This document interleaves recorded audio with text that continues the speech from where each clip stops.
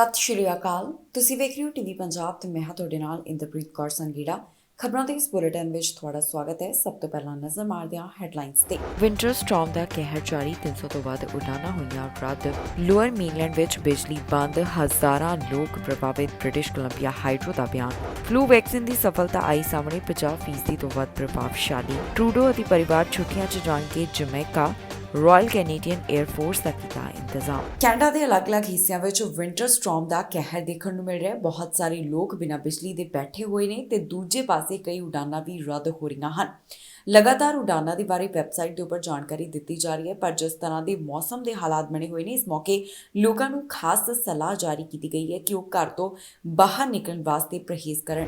Vancouver ਅੰਤਰਰਾਸ਼ਟਰੀ ਹਵਾਈ ਅੱਡੇ ਉੱਤੇ ਯਾਤਰੀਆਂ ਨੂੰ ਵਿੰਟਰ ਸਟਾਰਮ ਦੇ ਤੂਫਾਨਾਂ ਕਾਰਨ ਇਸ ਹਫ਼ਤੇ ਕਈ ਪਰੇਸ਼ਾਨੀਆਂ ਦਾ ਸਾਹਮਣਾ ਕਰਨਾ ਪਿਆ। ਜਿੱਥੇ ਕਈ ਵਾਰ ਫਲਾਈਟਸ ਹੋਈਆਂ ਰੱਦ, ਉੱਥੇ ਹੀ ਕਈ ਵਾਰ ਲੋਕਾਂ ਨੂੰ ਕਈ ਘੰਟਿਆਂ ਲਈ ਕਰਨਾ ਪਿਆ ਇੰਤਜ਼ਾਰ। ਹਵਾਈ ਅੱਡੇ ਸਾਰੇ ਯਾਤਰੀਆਂ ਨੂੰ ਉਡਾਨ ਯੋਜਨਾਵਾਂ ਵਿੱਚ ਸੰਭਾਵਿਤ ਤਬਦੀਲੀਆਂ ਲਈ ਤਿਆਰ ਰਹਿਣ ਦੀ ਸਲਾਹ ਦੇ ਰਹੇ ਨੇ, ਕਿਉਂਕਿ ਮੌਸਮ ਕੰਮਕਾਜ ਵਿੱਚ ਲਗਾਤਾਰ ਵਿਘਨ ਪਾ ਰਿਹਾ ਹੈ। ਏਅਰ ਕੈਨੇਡਾ ਨੇ ਹਾਲੇ ਅਜਿਹਾ ਕੋਈ ਐਲਾਨ ਨਹੀਂ ਕੀਤਾ ਹੈ। ਹਾਲਾਂਕਿ ਏਅਰਲਾਈਨ ਦੀਆਂ ਜ਼ਿਆਦਾਤਰ ਘਰੇਲੂ ਉਡਾਣਾਂ ਰੱਦ ਕਰ ਦਿੱਤੀਆਂ ਗਈਆਂ ਹਨ। ਕੁਝ ਯੂਐਸ ਅਤੇ ਅੰਤਰਰਾਸ਼ਟਰੀ ਉਡਾਣਾਂ ਅਜੇ ਵੀ ਉਡਾਣ ਭਰ ਰਹੀਆਂ ਹਨ। ਵੈਨਕੂਵਰ ਹਵਾਈ ਅੱਡੇ ਨੇ ਇਸ ਸਥਿਤੀ ਵਿੱਚ ਅਹਿਮ ਭੂਮਿਕਾ ਨਿਭਾਈ ਹੈ। ਉਹਨਾਂ ਨੇ ਯਾਤਰੀਆਂ ਨੂੰ ਪਾਣੀ, ਕੰਬਲ, ਸਿਰਹਾਣੇ ਅਤੇ ਸਨੈਕਸ ਮੁਹੱਈਆ ਕਰਵਾਏ ਹਨ। ਦੂਜੇ ਪਾਸੇ ਯਾਤਰੀ ਏਅਰ ਕੈਨੇਡਾ ਤੋਂ ਖੁਸ਼ ਨਹੀਂ ਹਨ। ਯਾਤਰੀਆਂ ਦਾ ਕਹਿਣਾ ਹੈ ਕਿ ਉਹਨਾਂ ਨੂੰ ਏਅਰ ਕੈਨੇਡਾ ਵੱਲੋਂ ਸਿਰਫ ਵੱਡੀ ਕਤਾਰ ਅਤੇ ਇੰਤਜ਼ਾਰ ਤੋਂ ਇਲਾਵਾ ਕੁਝ ਨਹੀਂ ਦਿੱਤਾ ਗਿਆ। ਤੇ ਨਾਲ ਹੀ ਇੱਕ ਤਾਜ਼ੇ ਅਪਡੇਟ ਦੇ ਮੁਤਾਬਿਕ ਹੋਟਲ ਦੇ ਕਮਰੇ ਅਤੇ ਖਾਣੇ ਦੇ ਵਾਊਚਰ ਸ਼ੁੱਕਰਵਾਰ 23 ਦਸੰਬਰ ਤੋਂ ਮੰਗਲਵਾਰ 27 ਦਸੰਬਰ ਤੱਕ ਉਪਲਬਧ ਰਹਿਣਗੇ। ਏਅਰਪੋਰਟ ਅਧਿਕਾਰੀਆਂ ਨੇ ਕਿਹਾ ਕਿ ਯਾਤਰੀ ਆਪਣੀ ਅਗਲੀ ਉਡਾਨ ਦੀ ਉਡੀਕ ਕਰਦੇ ਹੋਏ 4 ਰਾਤਾਂ ਤੱਕ ਮੁਫਤ ਵੀ ਠਹਿਰ ਸਕਣਗੇ। ਬ੍ਰਿਟਿਸ਼ ਕੋਲੰਬੀਆ ਹਾਈਡਰੋ ਦਾ ਕਹਿਣਾ ਹੈ ਕਿ ਖਰਾਬ ਮੌਸਮ ਦੇ ਚੱਲਦਿਆਂ ਬਹੁਤ ਸਾਰੇ ਲੋਕਾਂ ਨੂੰ ਬਿਨਾਂ ਬਿਜਲੀ ਦੇ ਰਹਿਣਾ ਪੈ ਰਿਹਾ ਹੈ। ਬਹੁਤ ਸਾਰੇ ਘਰਾਂ ਦੀ ਬਿਜਲੀ ਗੁੱਲ ਹੋ ਚੁੱਕੀ ਹੈ। ਪਾਵਰ ਸਪਲਾਈ ਦੇ ਬਾਰੇ ਬ੍ਰਿਟਿਸ਼ ਕੋਲੰਬੀਆ ਹਾਈਡਰੋ ਵੱਲੋਂ ਸਮੇਂ-ਸਮੇਂ ਤੇ ਜਾਣਕਾਰੀ ਸਾਂਝੀ ਕੀਤੀ ਜਾ ਰਹੀ ਹੈ। ਇਸ ਬਾਰੇ ਕੀ ਹੈ ਡਿਟੇਲ ਤੁਹਾਨੂੰ ਦੱਸਾਂਗੇ ਇਸ ਖਬਰ ਵਿੱਚ। ਵਿੰਟਰ ਸਟਾਰਮ ਦੇ ਚੱਲਦਿਆਂ ਕੈਨੇਡਾ ਦੇ ਕਈ ਹਿੱਸਿਆਂ ਵਿੱਚ ਬਿਜਲੀ ਦੀ ਪਰੇਸ਼ਾਨੀ ਸਾਹਮਣੇ ਆ ਰਹੀ ਹੈ ਤੇ ਹੁਣ ਲੋਅਰ ਮੇਨਲੈਂਡ ਵੀ ਇਸ ਦਾ ਸ਼ਿਕਾਰ ਹੁੰਦਾ ਨਜ਼ਰ ਆ ਰਿਹਾ ਹੈ। ਐਬਟਸਫੋਰਡ, ਲੈਂਗਲੀ ਅਤੇ ਸਰੀ ਵਿੱਚ ਜ਼ਿਆਦਾਤਰ ਬਿਜਲੀ ਬੰਦ ਹੋਣ ਕਾਰਨ ਲੋਕ ਪ੍ਰਭਾਵਿਤ ਹੋ ਰਹੇ ਹਨ। ਕ੍ਰਿਸਮਸ ਦੀ ਸ਼ਾਮ ਵਿੱਚ ਲੋਕਾਂ ਨੂੰ ਵਿਆਪਕ ਬਿਜਲੀ ਬੰਦ ਹੋਣ ਦਾ ਸਾਹਮਣਾ ਕਰਨਾ ਪੈ ਰਿਹਾ ਹੈ, ਕਿਉਂਕਿ ਇਸ ਵਿੰਟਰ ਸਟਾਰਮ ਤੇ ਭਾਰੀ ਮੀਂਹ ਨੇ ਖੇਤਰ ਨੂੰ ਪੂਰੀ ਤਰ੍ਹਾਂ ਤਬਾਹ ਕਰ ਦਿੱਤਾ ਹੈ। BC ਹਾਈਡਰੋ ਵੱਲੋਂ ਪਹਿਲਾਂ ਹੀ ਚੇਤਾਵਨੀ ਦਿੱਤੀ ਗਈ ਸੀ ਕਿ ਲਗਾਤਾਰ ਬਰਫ਼ਬਾਰੀ ਤੇ ਫ੍ਰੀਜ਼ਿੰਗ ਰੇਨ ਦੇ ਕਾਰਨ ਸੂਬੇ ਦੇ ਦੱਖਣੀ ਤੱਟ ਦੇ ਗ੍ਰਾਹਕ ਪ੍ਰਭਾਵਿਤ ਹੋ ਸਕਦੇ ਹਨ। ਖੇਤਰ ਵਿੱਚ ਕੁੱਲ 82 ਜਗ੍ਹਾਵਾਂ ਵਿੱਚ ਬਿਜਲੀ ਬੰਦ ਹੋਣ ਦੀ ਰਿਪੋਰਟ ਆਈ ਹੈ, ਜਿਸ ਨਾਲ 10,000 ਤੋਂ ਵੱਧ ਗ੍ਰਾਹਕ ਪ੍ਰਭਾਵਿਤ ਹੋਏ ਨੇ, ਜਿਸ ਵਿੱਚ ਜ਼ਿਆਦਾਤਰ ਐਬਟਸਫੋਰਡ, ਲੈਂਗਲੀ ਅਤੇ ਸਰੀ ਵਿੱਚ ਹਜ਼ਾਰਾਂ ਘਰਾਂ ਦੀ ਬਿਜਲੀ ਕੱਟ ਰਹੀ ਹੈ।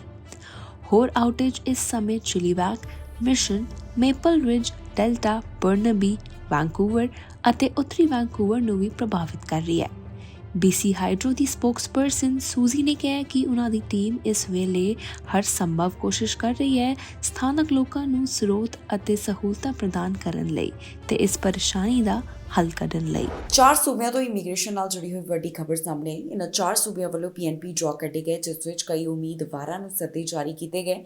ਇਮੀਗ੍ਰੇਸ਼ਨ ਦੇ ਨਾਲ ਜੁੜੀ ਹੋਈ ਇਸ ਬਾਰੇ ਕੀ ਹੈ ਪੂਰੀ ਜਾਣਕਾਰੀ ਤੁਹਾਨੂੰ ਦੱਸਾਂਗੇ ਇਸ ਖਬਰ ਵਿੱਚ। 4 ਸੂਬਿਆਂ ਤੋਂ ਇਮੀਗ੍ਰੇਸ਼ਨ ਨਾਲ ਜੁੜੀ ਹੋਈ ਵੱਡੀ ਖਬਰ ਸਾਹਮਣੇ ਆਈ, ਜਿੱਥੇ 4 ਸੂਬਿਆਂ ਵੱਲੋਂ ਦੱਸਿਆ ਗਿਆ ਕਿ ਉਹਨਾਂ ਵੱਲੋਂ ਕਿੰਨੇ ਉਮੀਦਵਾਰਾਂ ਨੂੰ ਸੱਦੇ ਜਾਰੀ ਕੀਤੇ ਗਏ।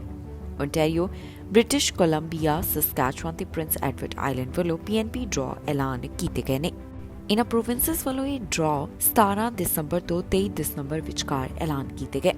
ਸਭ ਤੋਂ ਪਹਿਲਾਂ ਗੱਲ ਕਰਦੇ ਹਾਂ ਓਨਟਾਰੀਓ ਸੂਬੇ ਦੀ।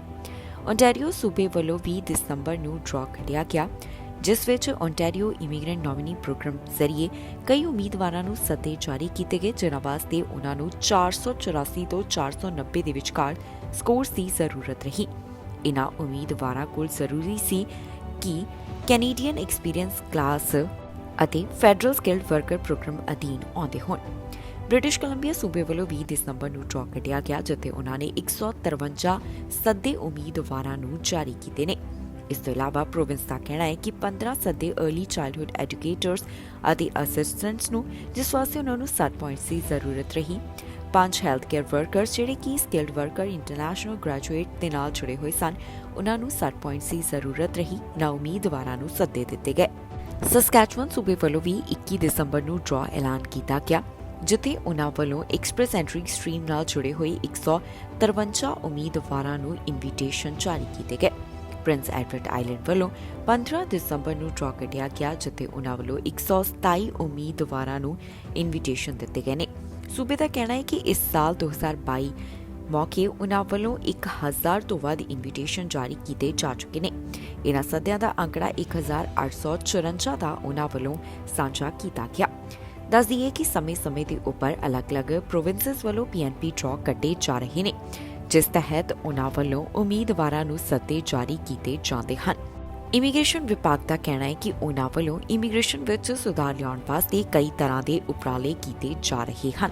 ਪ੍ਰਧਾਨ ਮੰਤਰੀ ਜਸਟਿਨ ਟਰੂਡੋ ਵੱਲੋਂ ਕ੍ਰਿਸਮਸ ਮੌਕੇ ਸੁਨੇਹਾ ਦਿੱਤਾ ਗਿਆ। ਪ੍ਰਧਾਨ ਮੰਤਰੀ ਨੇ ਖੁਦ ਦੇ ਸੋਸ਼ਲ ਮੀਡੀਆ ਪਲੇਟਫਾਰਮ ਉੱਪਰ ਇਸ ਦੀ ਵੀਡੀਓ ਸਾਂਝੀ ਕੀਤੀ ਤੇ ਉਹਨਾਂ ਨੇ ਕ੍ਰਿਸਮਸ ਦੀ ਵਧਾਈ ਦਿੱਤੀ। ਪ੍ਰਧਾਨ ਮੰਤਰੀ ਜਸਟਿਨ ਟਰੂਡੋ ਵੱਲੋਂ ਕ੍ਰਿਸਮਸ ਦੀ ਵਧਾਈ ਦਿੱਤੀ ਗਈ। ਉਹਨਾਂ ਵੱਲੋਂ ਖੁਦ ਦੇ ਸੋਸ਼ਲ ਮੀਡੀਆ ਰਾਹੀਂ ਇੱਕ ਸੁਨੇਹਾ ਜਾਰੀ ਕੀਤਾ ਗਿਆ, ਜਿੱਥੇ ਉਹਨਾਂ ਵੱਲੋਂ तमाम ਕੈਨੇਡੀਅਨਸ ਨੂੰ ਕ੍ਰਿਸਮਸ ਦੀ ਵਧਾਈ ਦਿੱਤੀ ਗਈ ਹੈ।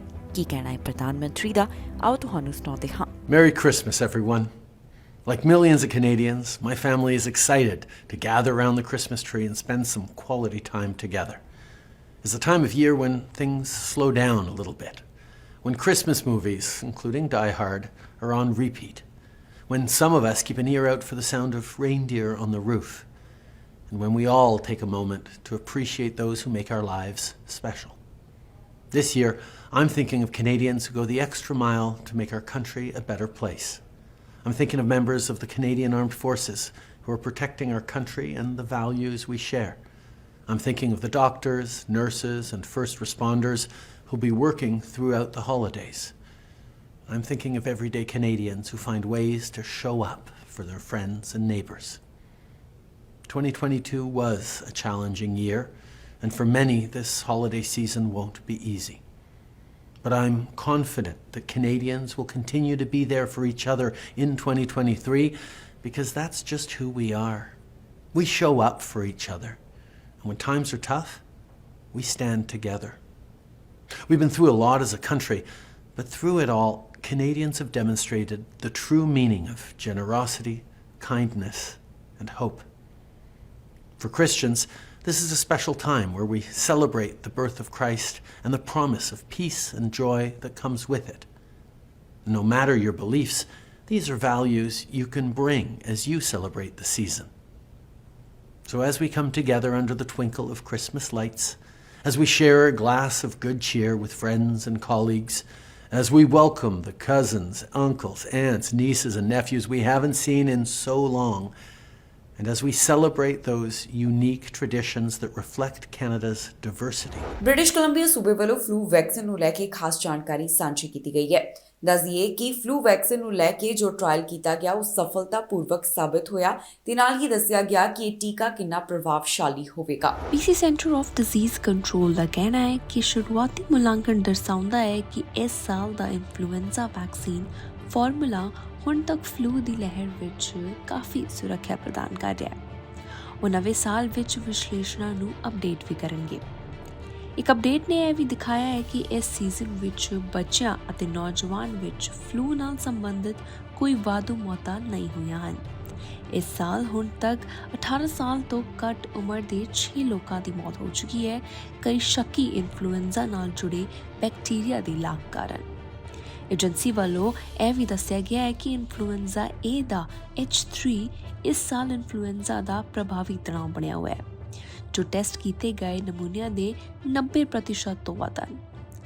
ਏਜੰਸੀ ਨੇ ਇਹ ਕਿਹਾ ਹੈ ਕਿ H3N2 ਉਪ ਕਿਸਮ ਨੂੰ ਅਕਸਰ ਵਧੇਰੇ ਗੰਭੀਰ ਪ੍ਰਕੋਪਾਂ ਅਤੇ ਘੱਟ ਟੀਕੇ ਦੀ ਪ੍ਰਭਾਵਸ਼ਾਲੀ ਨਾਲ ਜੋੜਿਆ ਜਾਂਦਾ ਹੈ। ਹਾਲਾਂਕਿ ਇਸ ਸਾਲ ਦੀ ਵੈਕਸੀਨ ਪਿਛਲੇ ਸਾਲ ਨਾਲੋਂ ਉਨੀ ਹੀ ਚੰਗੀ ਜਾਂ ਬਿਹਤਰੀਨ ਜਾਪਦੀ ਹੈ। ਪ੍ਰੋਵਿੰਸ ਦੀ ਲੋਕਾਂ ਨੂੰ ਲਗਾਤਾਰ ਅਪੀਲ ਵੀ ਜਾਰੀ ਹੈ ਕਿ 6 ਮਹੀਨੇ ਅਤੇ ਇਸ ਤੋਂ ਵੱਧ ਉਮਰ ਦੇ ਕਿਸੇ ਵੀ ਵਿਅਕਤੀ ਲਈ ਟੀਕਿਆਂ ਦੀ ਸਿਫਾਰਿਸ਼ ਜਾਰੀ ਰਹਿਣੀ ਚਾਹੀਦੀ ਹੈ ਅਤੇ ਜਿਹੜੇ ਬਿਮਾਰ ਹੈਗੇ ਨੇ ਲੋਕ ਉਹਨਾਂ ਨੂੰ ਘਰ ਰਹਿਣ ਦੀ ਵੀ ਅਪੀਲ ਕੀਤੀ ਜਾ ਰਹੀ ਹੈ। ਪ੍ਰਧਾਨ ਮੰਤਰੀ ਜਸਟਿਨ ਟਰੂਡੋ ਛੁੱਟੀਆਂ ਮਨਾਉਣ ਜਾ ਰਹੇ ਨੇ। ਪਰਿਵਾਰ ਸਮੇਤ ਉਹ ਛੁੱਟੀਆਂ ਮਨਾਉਣ ਜਾਣਗੇ। ਇਸ ਵਾਸਤੇ ਜਮਾਇਕਾ ਦੀ ਚੋਣ ਕੀਤੀ ਗਈ ਹੈ। ਪ੍ਰਧਾਨ ਮੰਤਰੀ ਜਸਟਿਨ ਟਰੂਡੋ ਪਰਿਵਾਰ ਸਮੇਤ ਉੱਥੇ ਜਾਣਗੇ ਤੇ ਕਿਸ ਤਰ੍ਹਾਂ ਦੀ ਇੱਥੇ ਵਿਵਸਥਾ ਹੋਵੇਗੀ, ਕਿਸ ਤਰ੍ਹਾਂ ਦੇ ਪ੍ਰਬੰਧ ਕੀਤੇ ਗਏ ਨੇ, ਉਸ ਬਾਰੇ ਵੀ ਡਿਟੇਲ ਸਾਂਝੀ ਕੀਤੀ ਗਈ। ਪ੍ਰਧਾਨ ਮੰਤਰੀ ਜਸਟਿਨ ਟਰੂਡੋ ਕ੍ਰਿਸਮਸ ਤੋਂ ਬਾਅਦ ਆਪਣੇ ਪਰਿਵਾਰ ਨਾਲ ਇੱਕ ਹਫ਼ਤੇ ਦੀਆਂ ਛੁੱਟੀਆਂ ਮਨਾਉਣ ਲਈ ਜਮਾਇਕਾ ਜਾ ਰਹੇ ਹਨ। ਪ੍ਰਧਾਨ ਮੰਤਰੀ ਦਫ਼ਤਰ ਦਾ ਕਹਿਣਾ ਹੈ ਕਿ ਟਰੂਡੋ ਯਾਤਰਾ ਦੌਰਾਨ ਓਟਾਵਾ ਨਾਲ ਲਗਾਤਾਰ ਸੰਪਰਕ ਵਿੱਚ ਰਹਿਣਗੇ ਅਤੇ ਮੁੱਦਿਆਂ ਬਾਰੇ ਜਾਣਕਾਰੀ ਤੇ ਅਪਡੇਟ ਕਰਦੇ ਰਹਿਣਗੇ। ਰਿਪੋਰਟ ਮੁਤਾਬਕ 2019 ਵਿੱਚ ਕ੍ਰਿਸਮਸ ਦੀਆਂ ਛੁੱਟੀਆਂ ਦੌਰਾਨ ਪਰਿਵਾਰ ਦੀਆਂ ਕੋਸਟਾ ਰੀਕਾ ਜਾਣ ਅਤੇ ਆਉਣ ਵਾਲੀਆਂ ਉਡਾਣਾਂ ਵਿੱਚ ਸਰਕਾਰ ਨੂੰ ਲਗਭਗ $57,000 ਦਾ ਖਰਚਾ ਆਇਆ ਸੀ ਅਤੇ ਸੈਨ ਹੋਸੇ ਵਿੱਚ ਫਲਾਈਟ ਚਾਲਕਾਂ ਦੇ ਠਹਿਰਨ ਉੱਤੇ ਹਜ਼ਾਰਾਂ ਹੋਰ ਖਰਚੇ ਕੀਤੇ ਗਏ ਸਨ। PMO ਇਹ ਵੀ ਕਹਿੰਦਾ ਹੈ ਕਿ ਉਹਨਾਂ ਨੇ ਯਾਤਰਾ ਤੋਂ ਪਹਿਲਾਂ ਸੰਘੀ ਨੈਤਿਕਤਾ ਕਮਿਸ਼ਨਰ ਨਾਲ ਇਹ ਯਕੀਨੀ ਬਣਾਉਣ ਲਈ ਜਾਂਚ ਕੀਤੀ ਕਿ ਇਹ ਦਿਸ਼ਾ ਨਿਰਦੇਸ਼ਾਂ ਦੀ ਪਾਲਣਾ ਕੀਤੀ ਜਾਂਦੀ ਹੈ ਕਿ ਨਹੀਂ। ਟਰੂਡੋ ਦੀ 2016 ਦੀਆਂ ਛੁੱਟੀਆਂ ਬਹਾਮਸ ਵਿੱਚ ਆਗਾ ਖਾਨ ਦੇ ਨਿੱਜੀ ਟਾਪੂ ਉੱਤੇ ਜਾਣ ਤੋਂ ਬਾਅਦ 2017 ਵਿੱਚ ਹਿੱਤਾਂ ਦੇ ਟਕਰਾਓ ਦੇ ਨਿਯਮਾਂ ਦੀ ਉਲੰਘਣਾ ਕਰਦਾ ਪਾਇਆ ਗਿਆ ਸੀ, ਜਿਸ ਕਰਕੇ ਹੁਣ ਪ੍ਰਧਾਨ ਮੰਤਰੀ ਨੂੰ ਸੁਰੱਖਿਆ ਕਾਰਨਾਂ ਕਰਕੇ ਰਾਇਲ ਕੈਨੇਡੀਅਨ 에ਅਰ ਫੋਰਸ ਦੇ ਜਹਾਜ਼ ਉੱਤੇ ਉਡਾਣ ਕਰਨੀ ਚਾਹੀਦੀ ਹੈ, ਭਾਵੇਂ ਇਹ ਨਿੱਜੀ ਯਾਤਰਾ ਲਈ ਹੋਵੇ। ਕੈਨੇਡਾ ਦੇ ਇੱਕ ਹਿੱਸੇ ਤੋਂ ਅਜਿਹਾ ਮਾਮਲਾ ਸਾਹਮਣੇ ਆਇਆ ਜਿੱਥੇ ਪਿਟਬੁਲ ਵੱਲੋਂ ਹਮਲਾ ਕੀਤਾ ਗਿਆ। ਹਮਲੇ ਵਿੱਚ 20 ਤੋਂ ਵੱਧ ਲੋਕ ਜ਼ਖਮੀ ਦੱਸੇ ਜਾ ਰਹੇ ਨੇ। ਅਧਿਕਾਰੀਆਂ ਵੱਲੋਂ ਇਸ ਸੰਬੰਧੀ ਜਾਂਚ ਪੜਤਾਲ ਕੀਤੀ ਜਾ ਰਹੀ ਹੈ। ਇਸ ਬਾਰੇ ਹੁਣ ਤੱਕ ਕੀ ਅਪਡੇਟ ਦਿੱਤੀ ਗਈ, ਤੁਹਾਨੂੰ ਇਸ ਖਬਰ ਵਿੱਚ ਦੱਸਾਂਗੇ। ਮੰਗਲਵਾਰ ਦੁਪਹਿਰ ਨੂੰ ਮਿਜ਼ੌਰੀ ਵਿੱਚ ਵਿਲਰਡ ਇੰਟਰਮੀਡੀਏਟ ਸਾਊਥ ਵਿਖੇ 2 ਪਿਟਬੁਲ ਮਿਕਸ ਨੇ ਆਪਣੇ ਮਾਲਿਕ ਤੋਂ ਬਚ ਨਿਕਲ ਕੇ ਵਿਦਿਆਰਥੀਆਂ ਅਤੇ ਅਧਿਆਪਕਾਂ ਉੱਤੇ ਹਮਲਾ ਕੀਤਾ। ਇਹ ਘਟਨਾ ਛੁੱਟੀ ਦੌਰਾਨ ਸਕੂਲ ਦੇ ਖੇਡ ਮੈਦਾਨ ਵਿੱਚ ਹੋਈ। ਹਮਲੇ ਦੌਰਾਨ 21 ਲੋਕ ਜ਼ਖਮੀ ਹੋਏ ਤੇ ਜ਼ਖਮੀ ਹੋਏ 18 ਵਿਦਿਆਰਥੀਆਂ ਅਤੇ 3 ਅਧਿਆਪਕਾਂ ਵਿੱਚੋਂ ਜ਼ਿਆਦਾਤਰ ਨਾਬਾਲਿਗ ਸਨ। ਸਕੂਲ ਦੇ ਡਾਇਰੈਕਟਰ ਨੇ ਦੱਸਿਆ ਕਿ 3 ਵਿਦਿਆਰਥੀਆਂ ਅਤੇ 3 ਫੈਕਲਟੀ ਮੈਂਬਰਾਂ ਨੂੰ ਗੰਭੀਰ ਤੌਰ ਤੇ ਜ਼ਖਮੀ ਕੀਤਾ ਗਿਆ ਤੇ ਉਹਨਾਂ ਨੂੰ ਡੂੰਘੇ ਕੱਟ ਤੇ ਹੋਰ ਸੱਟਾਂ ਵੀ ਲੱਗੀਆਂ, ਜਿਨ੍ਹਾਂ ਦਾ ਡਾਕਟਰੀ ਕਰਮਚਾਰੀਆਂ ਵੱਲੋਂ ਤੁਰੰਤ ਇਲਾਜ ਕਰਵਾਇਆ ਗਿਆ। ਪਿਟਬੁਲਸ ਦੇ ਮਾਲਕ ਨੇ ਆਪਣੀ ਮਰਜ਼ੀ ਨਾਲ ਜਾਨਵਰਾਂ ਨੂੰ ਅਧਿਕਾਰੀਆਂ ਦੇ ਹਵਾਲੇ ਕਰ ਦਿੱਤਾ ਅਤੇ ਬਾਅਦ ਵਿੱਚ ਦੋਨਾਂ ਨੂੰ ਮੌਤ ਦੇ ਘਾਟ ਉਤਾਰ ਦਿੱਤਾ ਗਿਆ। ਉਹਨਾਂ ਦਾ ਟੈਸਟ ਕਰ ਪਤਾ ਕੀਤਾ ਗਿਆ ਕਿ ਉਹਨਾਂ ਨੂੰ ਰੇਬੀਜ਼ ਨਹੀਂ ਸੀ। ਪੁਲਿਸ ਅਤੇ ਪਸ਼ੂ ਕੰਟਰੋਲ ਅਜੇ ਵੀ ਘਟਨਾ ਦੀ ਜਾਂਚ ਕਰ ਰਹੇ ਨੇ। ਅਮਰੀਕਾ ਬਾਰਡਰ ਦੇ ਨਾਲ ਜੁੜੀ ਹੋਈ ਵੱਡੀ ਖਬਰ ਸਾਹਮਣੇ ਆਈ, ਜਿੱਥੇ ਬਾਰਡਰ ਪਾਰ ਕਰਨ ਸਮੇਂ ਇੱਕ ਭਾਰਤੀ ਦੇ ਨਾਲ ਹਾਦਸਾ ਵਾਪਰਿਆ। ਇਹ ਭਾਰਤੀ ਪਰਿਵਾਰ ਸਮੇਤ ਬਾਰਡਰ ਪਾਰ ਕਰਨ ਦੀ ਕੋਸ਼ਿਸ਼ ਕਰ ਰਿਹਾ ਸੀ। ਦੱਸਿਆ ਜਾ ਰਿਹਾ ਹੈ ਕਿ ਬਾਰਡਰ ਪਾਰ ਕਰਨ ਵੇਲੇ ਗੁਜਰਾਤੀ ਮੂਲ ਦੇ ਇਸ ਵਿਅਕਤੀ ਦੀ ਮੌਤ ਹੋ ਗਈ ਤੇ ਉਸਦੇ ਬੱਚਾ ਤੇ ਪਤਨੀ ਜ਼ਖਮੀ ਦੱਸੇ ਜਾ ਰਹੇ ਨੇ। US ਮੈਕਸੀਕੋ ਬਾਰਡਰ ਪਾਰ ਕਰਨ ਵਾਲੀ ਭਾਰਤੀਆਂ ਨਾਲ ਹਾਦਸਾ ਵਾਪਰਿਆ। ਇੱਥੇ ਗੈਰ ਕਾਨੂੰਨੀ ਤਰੀਕੇ ਨਾਲ ਬਾਰਡਰ ਟੱਪਣ ਵਾਲੇ ਗੁਜਰਾਤੀ ਮੂਲ ਦੇ ਨੌਜਵਾਨ ਦੀ ਮੌਤ ਹੋ ਗਈ ਤੇ ਉਸਦੀ ਪਤਨੀ ਤੇ ਬੱਚਾ ਗੰਭੀਰ ਜ਼ਖਮੀ ਦੱਸੇ ਜਾ ਰਹੇ ਨੇ। ਜੀ ਹਾਂ, ਅਮਰੀਕਾ ਬਾਰਡਰ ਦੇ ਨਾਲ ਜੁੜਿਆ ਹੋਇਆ ਇੱਕ ਅਜਿਹਾ ਤਾਜ਼ਾ ਮਾਮਲਾ ਸਾਹਮਣੇ ਆਇਆ ਜਿੱਥੇ ਭਾਰਤੀ ਮੂਲ ਦੇ ਕੁਝ ਲੋਕ ਗੈਰ ਕਾਨੂੰਨੀ ਤਰੀਕੇ ਨਾਲ ਬਾਰਡਰ ਪਾਰ ਕਰਨ ਦੀ ਕੋਸ਼ਿਸ਼ ਕਰ ਰਹੇ ਸਨ। ਇੱਥੇ ਜਦੋਂ ਹਾਦਸਾ ਵਾਪਰਿਆ ਤਾਂ ਉਸ ਵਿੱਚ ਗੁਜਰਾਤੀ ਮੂਲ ਦੇ ਇੱਕ ਵਿਅਕਤੀ ਦੀ ਮੌਤ ਹੋ ਗਈ ਤੇ ਉਸ ਦੀ ਪਤਨੀ ਅਤੇ ਬੱਚਾ ਜ਼ਖਮੀ ਹਨ। ਇਸ ਮ੍ਰਿਤਕ ਦੀ ਪਹਿਚਾਣ ਗਾਂਧੀਨਗਰ ਜ਼ਿਲ੍ਹੇ ਦੇ ਕਲੋਲ ਤੁਲਨਾ ਦੇ ਬ੍ਰਿਜ ਕੁਮਾਰ ਯਾਦਵ ਦੇ ਤੌਰ ਤੇ ਉੱਪਰ ਦੱਸੀ ਗਈ ਹੈ। ਰਿਪੋਰਟਸ ਤੋਂ ਪਤਾ ਚੱਲਿਆ ਹੈ ਕਿ ਵਿਅਕਤੀ ਆਪਣੇ ਪੂਰੇ ਪਰਿਵਾਰ ਨਾਲ ਅਮਰੀਕਾ ਬਾਰਡਰ ਪਾਰ ਕਰਨ ਦੀ ਕੋਸ਼ਿਸ਼ ਕਰ ਰਿਹਾ ਸੀ। ਇਸ ਦੌਰਾਨ ਇਹ ਵਿਅਕਤੀ ਹੇਠਾਂ ਡਿੱਗਾ ਤੇ ਉਸ ਦੀ ਮੌਤ ਹੋ ਗਈ। ਇਸ ਘਟਨਾ ਵਿੱਚ ਉਸ ਦੀ ਪਤਨੀ ਤੇ 3 ਸਾਲਾ ਬੱਚਾ ਵੀ ਗੰਭੀਰ ਜ਼ਖਮੀ ਹੈ। ਇੱਥੇ ਇਹ ਵੀ ਦੱਸ ਦਈਏ ਕਿ ਬੀਤੇ ਸਾਲ ਕੈਨੇਡਾ ਵਾਲੇ ਪਾਸਿਓਂ ਇੱਕ ਪਰਿਵਾਰ ਵੱਲੋਂ ਅਮਰੀਕੀ ਸਰਹੱਦ ਪਾਰ ਕਰਨ ਦੀ ਕੋਸ਼ਿਸ਼ ਕਰ ਰਹੀ ਸੀ, ਜਿੱਥੇ 4 ਜੀਆਂ ਦੀ ਠੰਡ ਦੇ ਕਾਰਨ ਮੌਤ ਹੋ ਗਈ। ਇਹ 4 ਜੀਅ ਵੀ ਗੁਜਰਾਤੀ ਮੂਲ ਦੇ ਹੀ ਦੱਸੇ ਗਏ। ਅਮਰੀਕਾ ਦੇ ਵਿੱਚ ਇਸ ਸਮੇਂ ਜੋ ਮੌਸਮ ਦਾ ਕਹਿਰ ਦੇਖਣ ਨੂੰ ਮਿਲ ਰਿਹਾ, ਉਸ ਦੌਰਾਨ ਵੱਡਾ ਹਾਦਸਾ ਵਾਪਰਿਆ। 46 ਵਾਹਨ ਹਾਦਸੇ ਦਾ ਸ਼ਿਕਾਰ ਹੋਏ, ਇਸ ਵਿੱਚ ਕਈਆਂ ਦੀ ਮੌਤ ਵੀ ਹੋ ਗਈ ਹੈ। ਇਸ ਤੋਂ ਇਲਾਵਾ ਲਗਾਤਾਰ ਮੌਸਮ ਦੇ ਬਾਰੇ ਅਪਡੇਟ ਜਾਰੀ ਕਰਦਿਆਂ ਦੱਸਿਆ ਜਾ ਰਿਹਾ ਹੈ ਕਿ ਬਹੁਤ ਸਾਰੀਆਂ ਉਡਾਨਾਂ ਰੱਦ ਹੋ ਰਹੀਆਂ ਨੇ ਤੇ ਜਨਜੀਵਨ ਪ੍ਰਭਾਵਿਤ ਹੋ ਗਿਆ। ਅਮਰੀਕਾ ਦੇ ਕੁਝ ਹਿੱਸਿਆਂ ਵਿੱਚ ਇਸ ਸਮੇਂ ਕਾਫੀ ਸਨੋ ਪੈ ਰਹੀ ਹੈ। ਹਾਇਓ ਤੋਂ ਜਾਣਕਾਰੀ ਸਾਹਮਣੇ ਆਈ, ਜਿੱਥੇ 46 ਵਾਹਨ ਹਾਦਸੇ ਦਾ ਸ਼ਿਕਾਰ ਹੋਏ ਤੇ 4 ਜਾਣਿਆਂ ਦੀ ਹਾਦਸੇ ਵਿੱਚ ਜਾਨ ਚਲੀ ਗਈ। ਅਧਿਕਾਰੀਆਂ ਵੱਲੋਂ ਇਸ ਘਟਨਾ ਬਾਰੇ ਜਾਣਕਾਰੀ ਸਾਂਝੀ ਕਰਦਿਆਂ ਦੱਸਿਆ ਗਿਆ ਕਿ ਇੱਕ ਵੱਡਾ ਹਾਦਸਾ ਵਾਪਰਿਆ ਜਿਸ ਵਿੱਚ 46 ਵਾਹਨ ਹਾਦਸੇ ਦਾ ਸ਼ਿਕਾਰ ਹੋ ਗਏ ਨੇ। ਹਾਇਓ ਸਟੇਟ ਹਾਈਵੇ ਪੈਟਰੋਲ ਵੱਲੋਂ ਇਸ ਬਾਰੇ ਸਾਰੀ ਜਾਣਕਾਰੀ ਸਾਂਝੀ ਕੀਤੀ, ਜਿੱਥੇ ਦੱਸਿਆ ਗਿਆ ਕਿ ਇਹ ਘਟਨਾ 11:25 ਦੇ ਕਰੀਬ ਵਾਪਰੀ ਹੈ ਤੇ ਘਟਨਾ ਵਾਲੀ ਥਾਂ ਨੂੰ 12 ਘੰਟਿਆਂ ਬਾਅਦ ਵਾਪਸ ਖੋਲ੍ਹਿਆ ਗਿਆ। ਹਾਈਵੇ ਪੈਟਰੋਲ ਦਾ ਕਹਿਣਾ ਹੈ ਕਿ ਉਨ੍ਹਾਂ ਵੱਲੋਂ ਰਸਤੇ ਤੋਂ 15 ਕਮਰਸ਼ੀਅਲ ਵਾਹਨ ਹਟਾਏ ਗਏ ਜੋ ਕਿ ਇਸ ਹਾਦਸੇ ਵਿੱਚ ਪ੍ਰਭਾਵਿਤ ਹੋਏ ਨੇ। ਇਸ ਤੋਂ ਇਲਾਵਾ ਬੱਸਾਂ ਦੀ ਵਰਤੋਂ ਕੀਤੀ ਗਈ ਤਾਂ ਕਿ ਘਟਨਾ ਵਾਲੀ ਥਾਂ ਤੋਂ ਲੋਕਾਂ ਨੂੰ ਬਿਠਾ ਕੇ ਸੁਰੱਖਿਅਤ ਆਸ-ਪਾਸ ਪਹੁੰਚਾਇਆ ਜਾ ਸਕੇ ਤਾਂ ਕਿ ਉਹ ਆਪਣਾ ਠੰਡ ਤੋਂ ਬਚਾਅ ਕਰ ਸਕਣ। ਹਾਦਸੇ ਦੀਆਂ ਤਸਵੀਰਾਂ ਸੋਸ਼ਲ ਮੀਡੀਆ ਉੱਪਰ ਵੀ ਕਾਫੀ ਵਾਇਰਲ ਹੋ ਰਹੀਆਂ ਨੇ, ਜਿੱਥੇ ਵੇਖਿਆ ਜਾ ਸਕਦਾ ਹੈ ਕਿ ਕਿਵੇਂ ਵੱਡੀ ਪੱਧਰ ਦੇ ਉੱਪਰ ਵਾਹਨ ਹਾਦਸੇ ਦਾ ਸ਼ਿਕਾਰ ਹੋਏ ਤੇ ਉਹਨਾਂ ਨੂੰ ਨੁਕਸਾਨ ਪਹੁੰਚਿਆ। ਇਸ ਘਟਨਾ ਵਿੱਚ ਜਿਹੜੇ ਪੀੜਤਾਂ ਦੀ ਜਾਨ ਚਲੀ ਗਈ ਉਹਨਾਂ ਬਾਰੇ ਬਹੁਤੀ ਡਿਟੇਲ ਅਜੇ ਜਨਤਕ ਨਹੀਂ ਕੀਤੀ ਗਈ। ਪੁਲਿਸ ਅਧਿਕਾਰੀਆਂ ਦਾ ਕਹਿਣਾ ਹੈ ਕਿ ਉਹ ਇਸ ਮਾਮਲੇ ਦੀ ਵਧੇਰੇ ਜਾਂਚ ਪੜਤਾਲ ਕਰ ਰਹੇ ਨੇ, ਜਿਸ ਤੋਂ ਬਾਅਦ ਅਗਲੀ ਅਪਡੇਟ ਜਾਰੀ ਕੀਤੀ ਜਾਵੇਗੀ। ਇੱਥੇ ਇਹ ਵੀ ਦੱਸ ਦਈਏ ਕਿ ਮੌਜੂਦਾ ਸਮੇਂ 1 ਮਿਲੀਅਨ ਤੋਂ ਵੱਧ ਲੋਕਾਂ ਨੂੰ ਮੌਸਮ ਸੰਬੰਧੀ ਚੇਤਾਵਨੀ ਜਾਰੀ ਕੀਤੀ ਗਈ ਹੈ। ਸਮੇਂ-ਸਮੇਂ ਦੇ ਉੱਪਰ ਮੌਸਮ ਵਿਭਾਗ ਵੱਲੋਂ ਵੈਬਸਾਈਟ ਦੇ ਉੱਪਰ ਵੀ ਅਪਡੇਟ ਜਾਰੀ ਕਰਦਿਆਂ ਦੱਸਿਆ ਜਾ ਰਿਹਾ ਹੈ ਕਿ ਮੌਸਮ ਦੇ ਕਿਸ ਤਰ੍ਹਾਂ ਦੇ ਹਾਲਾਤ ਹਨ। ਅਮਰੀਕਾ ਦੇ ਅਲੱਗ-ਅਲੱਗ ਹਿੱਸਿਆਂ ਤੋਂ ਜੋ ਜਾਣਕਾਰੀ ਸਾਹਮਣੇ ਆਈ, ਉੱਥੇ ਖਬਰ ਲਿਖੇ ਜਾਣ ਤੱਕ ਦੱਸਿਆ ਗਿਆ ਕਿ 17 ਦੇ ਕਰੀਬ ਲੋਕਾਂ ਦੀ ਇਸ ਖਰਾਬ ਮੌਸਮ ਦੇ ਕਾਰਨ ਮੌਤ ਹੋ ਚੁੱਕੀ ਹੈ। ਨਿਊਯਾਰਕ ਦੇ ਗਵਰਨਰ ਵੱਲੋਂ ਵੀ ਸਥਿਤੀ ਦੇ ਬਾਰੇ ਜਾਣੂ ਕਰਵਾਇਆ ਗਿਆ ਤੇ ਉਹਨਾਂ ਨੇ ਸਟੇਟਮੈਂਟ ਜਾਰੀ ਕੀਤੀ ਹੈ। ਲਗਾਤਾਰ ਕਈ ਉਡਾਨਾਂ ਨੂੰ ਰੱਦ ਕੀਤਾ ਜਾ ਰਿਹਾ ਹੈ। ਵਿੰਟਰ ਸਟਾਰਮ ਦੇ ਮੱਦੇਨਜ਼ਰ 10,000 ਦੇ ਕਰੀਬ ਉਡਾਨਾਂ ਅੱਗੇ ਡੀਲੇ ਕੀਤੀਆਂ ਗਈਆਂ ਨੇ। ਇਸ ਤੋਂ ਇਲਾਵਾ ਕਈ ਉਡਾਨਾਂ ਨੂੰ ਰੱਦ ਕੀਤੇ ਜਾਣ ਦੀ ਵੀ ਖਬਰ 에ਅਰਲਾਈਨਸ ਵੱਲੋਂ ਸਮੇਂ-ਸਮੇਂ ਦੇ ਉੱਪਰ ਸਾਂਝੀ ਕੀਤੀ ਜਾ ਰਹੀ ਹੈ। ਮਾਲ ਆਫ ਅਮਰੀਕਾ ਵਿੱਚ ਗੋਲੀਆਂ ਚੱਲੀਆਂ ਨੇ। ਗੋਲੀਬਾਰੀ ਦੇ ਇਸ ਮਾਮਲੇ ਵਿੱਚ ਇੱਕ ਨੌਜਵਾਨ ਪੀੜਤ ਪਾਇਆ ਗਿਆ। ਇਸ ਨੌਜਵਾਨ ਦੀ ਮੌਤ ਹੋ ਗਈ, ਜਿਸ ਬਾਰੇ ਪੁਲਿਸ ਅਧਿਕਾਰੀਆਂ ਵੱਲੋਂ ਅਜੇ ਬਹੁਤੀ ਡਿਟੇਲ ਜਨਤਕ ਨਹੀਂ ਕੀਤੀ ਗਈ। ਪੁਲਿਸ ਅਫਸਰਾਂ ਦਾ ਕਹਿਣਾ ਹੈ ਕਿ ਮਾਲ ਵਿੱਚ ਕੁਝ ਲੋਕਾਂ ਦਾ ਆਪਸ ਵਿੱਚ ਝਗੜਾ ਹੋ ਗਿਆ, ਜਿੱਥੋਂ ਗੱਲ ਇੱਥੇ ਤੱਕ ਪਹੁੰਚ ਗਈ ਕਿ ਗੋਲੀਆਂ ਚੱਲ ਗਈਆਂ। ਅਮਰੀਕਾ ਤੋਂ ਇੱਕ ਅਜਿਹਾ ਮਾਮਲਾ ਸਾਹਮਣੇ ਆਇਆ ਜਿੱਥੇ ਮਾਲ ਵਿੱਚ ਗੋਲੀਆਂ ਚੱਲੀਆਂ। ਗੋਲੀ ਲੱਗਣ ਕਾਰਨ 19 ਸਾਲਾ ਨੌਜਵਾਨ ਦੀ ਮੌਤ ਹੋ ਗਈ। ਜੀ ਹਾਂ, ਮਾਲ ਆਫ ਅਮਰੀਕਾ ਤੋਂ ਇਹ ਗੋਲੀਬਾਰੀ ਦਾ ਮਾਮਲਾ ਸਾਹਮਣੇ ਆਇਆ, ਜਿਸ ਦੀ ਅਧਿਕਾਰੀਆਂ ਵੱਲੋਂ ਜਾਣਕਾਰੀ ਸਾਂਝੀ ਕੀਤੀ ਗਈ। ਉਹਨਾਂ ਦਾ ਕਹਿਣਾ ਹੈ ਕਿ ਇਹ ਘਟਨਾ ਸਾਹਮਣੇ ਆਉਣ ਤੋਂ ਬਾਅਦ ਮਾਲ ਨੂੰ ਬੰਦ ਕਰ ਦਿੱਤਾ ਗਿਆ। ਆਫੀਸਰਸ ਵੱਲੋਂ ਜਾਣਕਾਰੀ ਸਾਂਝੀ ਕਰਦਿਆਂ ਦੱਸਿਆ ਗਿਆ ਕਿ ਗੋਲੀਬਾਰੀ ਵਿੱਚ ਜਿਸ ਨੌਜਵਾਨ ਦੀ ਮੌਤ ਹੋਈ ਹੈ ਉਸ ਦੀ ਉਮਰ 19 ਸਾਲ ਦੇ ਕਰੀਬ ਸੀ। ਇਸ ਦੇ ਨਾਲ ਹੀ ਗੋਲੀ ਇੱਕ ਰਾਹਗੀਰ ਦੀ ਜੈਕਟ ਨੂੰ ਛੂ ਕੇ ਵੀ ਨਿਕਲ ਗਈ।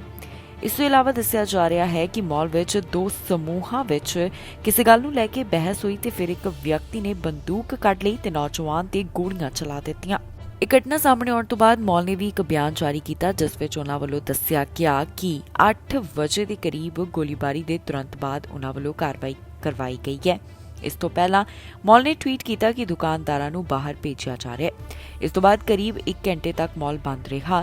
ਸੋਸ਼ਲ ਮੀਡੀਆ ਉੱਪਰ ਇਸ ਘਟਨਾ ਨਾਲ ਜੁੜੀਆਂ ਹੋਈਆਂ ਕੁਝ ਤਸਵੀਰਾਂ ਤੇ ਵੀਡੀਓ ਵੀ ਸਾਂਝੀਆਂ ਕੀਤੀਆਂ ਗਈਆਂ, ਜਿਸ ਵਿੱਚ ਵੇਖਿਆ ਜਾ ਸਕਦਾ ਸੀ ਕਿ ਕਿਵੇਂ ਇੱਥੇ ਲੋਕਾਂ ਨੂੰ ਚੇਤਾਵਨੀ ਦਿੱਤੀ ਜਾ ਰਹੀ ਹੈ। ਦੱਸੀਏ ਕਿ ਇਹ ਘਟਨਾ ਉਸ ਵੇਲੇ ਵਾਪਰੀ ਜਦੋਂ ਕ੍ਰਿਸਮਸ ਤੋਂ ਪਹਿਲਾਂ ਅਮਰੀਕਾ ਦੇ ਮਾਲਸ ਵਿੱਚ ਵੱਡੀ ਗਿਣਤੀ ਅੰਦਰ ਲੋਕ ਇਕੱਠੇ ਹੁੰਦੇ ਹਨ। ਦੱਸੀਏ ਕਿ ਗੋਲੀਬਾਰੀ ਦੀ ਘਟਨਾ ਵਿੱਚ ਜੋ ਪੀੜਤ ਨੌਜਵਾਨ ਆਪਣੀ ਜਾਨ ਗਵਾ ਬੈਠਾ, ਉਸ ਦੀ ਪਹਿਚਾਣ ਜਨਤਕ ਨਹੀਂ ਕੀਤੀ ਗਈ। ਅਧਿਕਾਰੀਆਂ ਦਾ ਕਹਿਣਾ ਹੈ ਕਿ ਇਸ ਸੰਬੰਧੀ ਵਧੇਰੇ ਜਾਂਚ ਪੜਤਾਲ ਜਾਰੀ ਹੈ, ਜਿਸ ਤੋਂ ਬਾਅਦ ਅਗਲੀ ਅਪਡੇਟ ਜਾਰੀ ਕੀਤੀ ਜਾਵੇਗੀ। ਕ੍ਰਿਸਮਸ ਮੌਕੇ ਰਾਸ਼ਟਰਪਤੀ ਬਾਈਡਨ ਵੱਲੋਂ ਸੁਨੇਹਾ ਜਾਰੀ ਕੀਤਾ ਗਿਆ। ਉਹਨਾਂ ਨੇ ਇਸ ਦੀ ਵੀਡੀਓ ਖੁਦ ਦੇ ਸੋਸ਼ਲ ਮੀਡੀਆ ਪਲੇਟਫਾਰਮ ਉੱਪਰ ਸਾਂਝੀ ਕੀਤੀ ਤੇ तमाम ਅਮਰੀਕਾ ਵਾਸੀਆਂ ਵਾਸਤੇ ਸੁਨੇਹਾ ਦਿੱਤਾ ਹੈ। ਰਾਸ਼ਟਰਪਤੀ ਜੋ ਬਾਈਡਨ ਵੱਲੋਂ ਕ੍ਰਿਸਮਸ ਦਾ ਸੁਨੇਹਾ ਦਿੱਤਾ ਗਿਆ। ਇਸ ਮੌਕੇ ਉਹਨਾਂ ਵੱਲੋਂ ਅਮਰੀਕਾ ਵਾਸੀਆਂ ਲਈ ਖਾਸ ਸੰਦੇਸ਼ ਜਾਰੀ ਕੀਤਾ ਗਿਆ। ਕੀ ਕਹਿਣਾ ਹੈ ਰਾਸ਼ਟਰਪਤੀ ਬਾਈਡਨ ਦਾ, ਆਓ ਤੁਹਾਨੂੰ ਸੁਣਾਉਂਦੇ ਹਾਂ। I sincerely hope this holiday season will drain the poison that has infected our politics and set us against one another. I hope this Christmas season marks a fresh start for our nation, because there's so much that unites us as Americans, so much more that unites us than divides us, so mean, so partisan. And too often we see each other as enemies, not as neighbors. So my hope this Christmas season is that we take a few moments of quiet reflection, find that stillness in the heart of Christmas, that's at the heart of Christmas, and really look at each other, not as Democrats or Republicans, not as members of Team Red or Team Blue, but as who we really are, fellow Americans. Strength, the determination, the resilience that's long defined America. We're surely making progress. Things are getting better. COVID no longer controls our lives. Our kids are back in school. People are back to work. In fact, more people are working than ever before. Americans are building again, innovating again, dreaming again. And it was 1968 that the most terrible year of years, the year of assassination and riot, of war and chaos. May I wish you and for our nation, now and always, is that we'll live in the light of liberty and hope, of love and generosity, of kindness and compassion, of dignity and decency. So from the Biden family, we wish you and your family peace, joy, health, and happiness. Merry Christmas, happy holidays, and all the best in the new year.